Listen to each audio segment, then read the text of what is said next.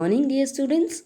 So, I have already explained the poem to you with the English meaning and Hindi meaning both, and we have already recited on Google Meet. This is just for your revision. Whenever you will revise, you can listen to this video. And also, I have shared one image with meanings that also you can see whenever you revise. Okay, so Fred is a very lazy frog who lolls all day upon a log. He always manages to shirk doing a single stroke of work. Means Fred is a very lazy frog. That means he don't like to do anything. Who is lazy? A person who don't like to do anything, who always like to idle, मतलब पूरा time सुस्ताते रहते हैं. तो Fred बहुत lazy frog है. who lolls all day upon a log. lolls means to lie around lazily, मतलब शांति से या यू कैन से सुस्ताते हुए बैठना. तो he always sit idling on a log. Log के ऊपर हमेशा बैठा रहता है. लॉग क्या होता है? वुडन ब्लॉक्स होती हैं, ठीक है, जो ट्री के ट्रंक को काट के बनाई जाती हैं.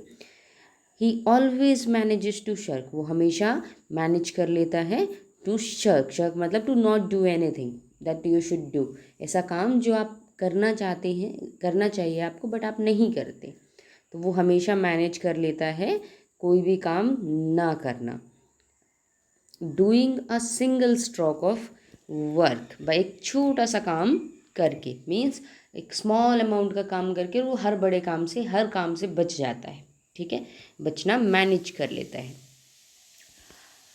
That means he escapes from all works, right. His poor old mother calls in when, come in and help. He does not bother. His poor mother, उसकी बेचारी माँ. ठीक है, पुअर मीन्स वैसे तो गरीब होता है, बट हेयर पुअर मीन्स जिसपे हमें दया आ रही है, अनकाइंड यू कैन से. सो means we are feeling kind for that person, that poor, then we can say the poor. बेचारी, उसकी बेचारी मदर क्या करती है? कॉल्स इन वेन, बिना फिर फालतू में ही उसे बुलाती है. वेन मतलब ऑफ नो यूज़. ठीक है, that means his mother calls him, come in and help, आओ मेरी मदद करो. बट इन वेन मीन्स उसका कोई फ़ायदा नहीं होता है, that is of no use, because he does not bother. लेकिन क्योंकि उसे कोई फ़र्क नहीं पड़ता. He does not consider his mother. वो अपनी मदर की बात सुनता ही नहीं है. ठीक है, he does not listen to his mother. To move 2 inches, to move 2 inches much preferring. अगर वो 2 इंच भी मूव कर ले, ठीक है, तो वो भी बहुत अच्छा होगा. मच प्रेफरिंग मतलब बहुत अच्छा होना, मच कंसिडर करना. To be extremely hard of hearing. पर वो ऐसे कैसे बोल करता है, ऐसे बिहेव करता है जैसे he is deaf, as if he is deaf, मानो कि वो बहरा है. ठीक है, एक्सट्रीमली मतलब हाईली, हार्ड ऑफ हियरिंग मतलब डेफ, एज इफ उसे बिल्कुल सुनाई ही नहीं देता, वो ऐसे एक्ट करता है. ठीक है. He lies there in a silent heap. वो वहाँ एक साइलेंट हीप में लेटा रहता है. लाइज मतलब लेटा रहना, ठीक है, बैठा रहना यू कैन से. तो he stays there in that heap silently you can say. Silent heap means that there is no noise, वहाँ पे बिल्कुल शोर नहीं है, वहाँ पे लेटा रहता है. ठीक है. Heap means piles of something, किसी चीज़ का ढेर हो जाता है, जैसे कचरे का ढेर होता है. ठीक है, so we can say that as heap. So he lies there in a silent heap. वो वहाँ लेटा रहता है in silent heap. And stays conveniently asleep. और खड़ा रहता है कन्वीनियंटली asleep, लगातार सोते हुए, यानी कि लगातार सोता रहता है. Stage conveniently asleep means continuously, conveniently means continuously, लगातार. सो ही continuously asleep. That means his favorite pastime is sleeping time. Every time he loved to sleep.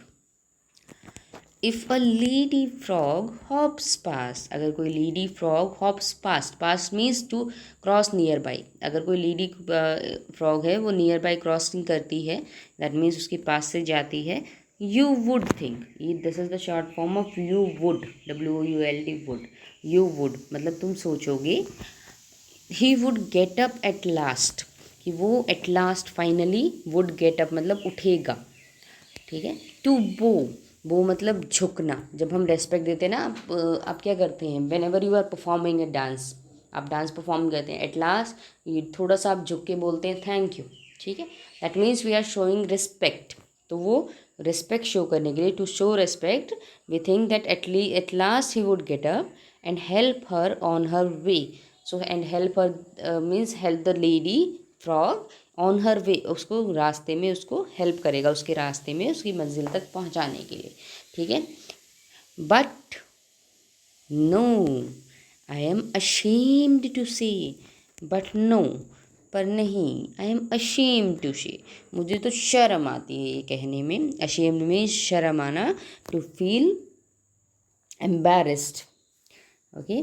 But मुझे एम्बेरसमेंट फील हो रही है, मुझे शर्म आ रही है टू से ये कहने में, that when a lady frog comes by, जब एक लेडी फ्रॉग आती है, he does not open up one eye, वो अपनी एक आँख भी नहीं खोलता है, ठीक है। So he does not open up one eye, वह हमेशा सोता रहता है। So the lady frog, the frog is a means Fred very lazy frog है ना।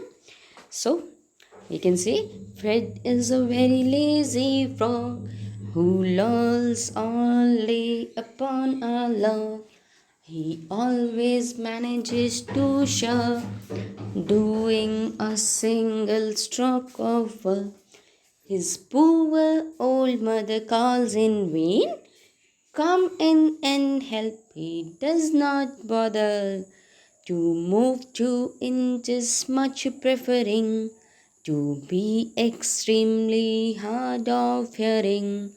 He lies there in a silent heap and stays conveniently asleep.